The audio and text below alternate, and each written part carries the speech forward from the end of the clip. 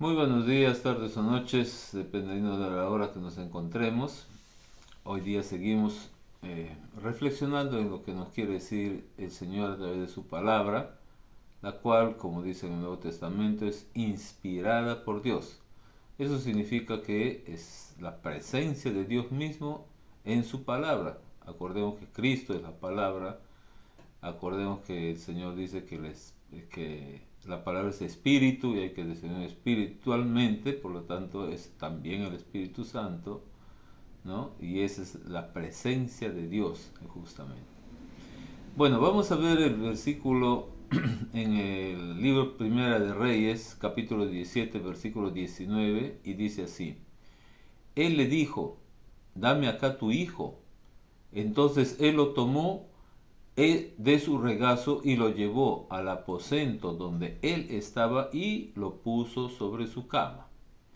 El contexto de este versículo es que Elías va a la casa de la viuda en Sarepta porque así le ordena Dios. Y cuando llega, la viuda estaba recogiendo unos trozos de leña para eh, cocinar lo último que tenía de harina para hacer un pan, y luego dice que va a morir ella y su hijo, ¿no? Esta viuda tenía un hijo.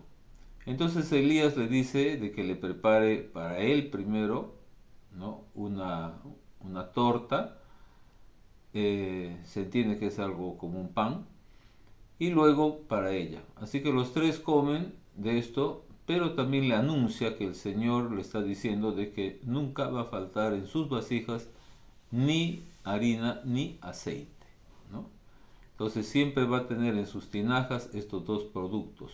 Y efectivamente así sucede. Pero también antes de este versículo 19 relata que el hijo de la viuda se enferma gravemente y fallece. Bien, entonces es ahí en que Elías le dice, dame acá tu hijo. Y vamos a contextualizar este versículo 19 en lo que ahora justamente vivimos. ¿Qué es lo que nos está diciendo? Cuando se refiere a Elías, dice el varón de Dios. Entonces, el varón de Dios le está diciendo, dame acá tu hijo. Es, ¿qué es lo que nosotros tenemos llevando como una carga? Porque obviamente la viuda estaba cargada en ese momento porque había perdido a su hijo. Entonces el Señor nos dice, dame acá esto que te está produciendo tanto malestar o tanto daño. Pero el tema es de que muchas veces nosotros no queremos soltar lo que tenemos. Oramos al Señor, decimos confío en ti, Señor, pero sin embargo seguimos cargando esto. No dice, "No, por si acaso voy a hacer esto o lo otro o aquello, tal vez Dios no quiera hacerlo". Y ponemos duda en lo que esto que nos está diciendo Dios, que es similar a lo que Él mismo dice, que vengamos hacia Él los que estamos cargados, porque Él nos hará descansar, ¿no? Entonces dice, dame acá tu hijo. Si somos padres, Él nos está diciendo directamente también, dame acá tu hijo. Bien. Entonces dice que Él lo tomó de su regazo, del regazo de la mamá, que estaba cargando al niño ya muerto, ¿no? ¿Y a dónde Él lo tomó? Entonces, cuando el Señor nos toma, ya estamos en sus manos de Él para que Él haga conforme a su voluntad. Bien, ya Él nos toma. ¿Y cuál es su voluntad del Señor? Su voluntad del Señor es de que todos seamos salvos, de que todos tengamos una vida de gozo, porque nos dice, estad gozoso siempre, también nos dice, ¿no? Bueno, muchas cosas más positivas que podríamos decirlo, ¿no? Pero ¿cómo, a dónde lo lleva? Dice, lo llevó a su aposento, al lugar donde él residía, donde el varón de Dios residía. Entonces, cuando nosotros damos algo, él lo lleva a su aposento, él lo lleva a donde él vive, ¿no? Y luego dice al aposento donde él estaba, ¿no? La viuda le había dado un cuarto donde él estaba viviendo, ¿bien? Y luego dice, lo puso sobre la cama. La cama significa un lugar de reposo. porque nosotros nos echamos para descansar en la cama, ¿no? Entonces lo puso ahí en la cama al niño que ya estaba muerto, ¿no? Pero ¿por qué lo pone?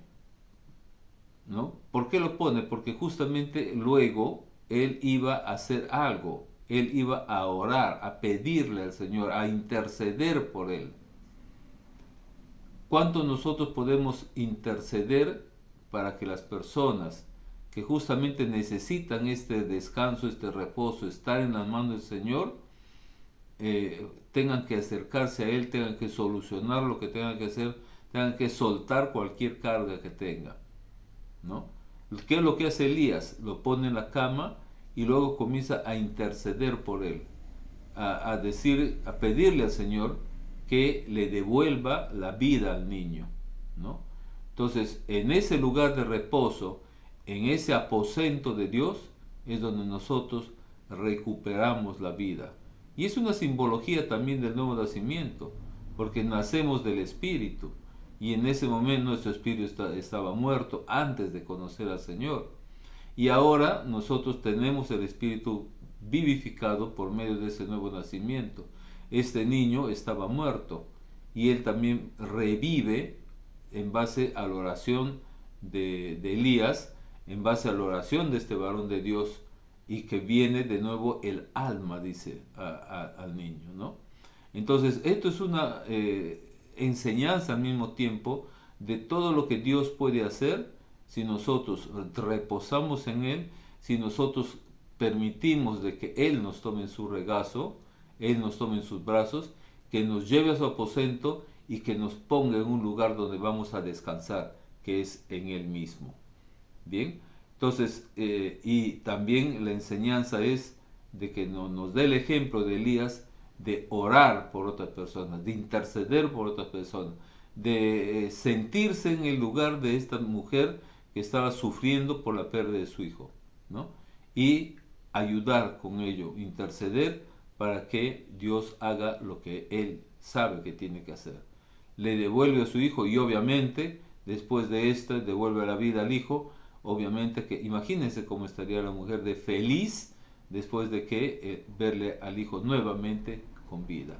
Y eso es justamente lo que el Señor quiere, que nos lleve a estar feliz porque sabemos de que dependemos completamente de Él, porque sabemos que vivimos en su aposento, porque sabemos que podemos reposar en Él, porque sabemos que este varón de Dios, que es Jesús, está en nosotros, vive con nosotros y nos da su paz, nos da de su gozo. Dios le bendiga y nos vemos la próxima semana.